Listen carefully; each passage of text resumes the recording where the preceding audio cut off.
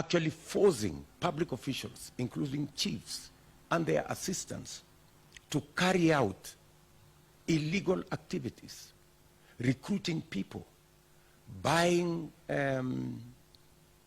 identity cards from citizens, an activity that is now all over the country. I heard Fred Matiang'i and Karanja Kibicho say that they are meeting chiefs because they work with chiefs and chiefs are their colleagues. These two gentlemen must know there is a shortage of fools in Kenya. Whatever they are telling these chiefs, the chiefs are telling everybody else. They are not meeting the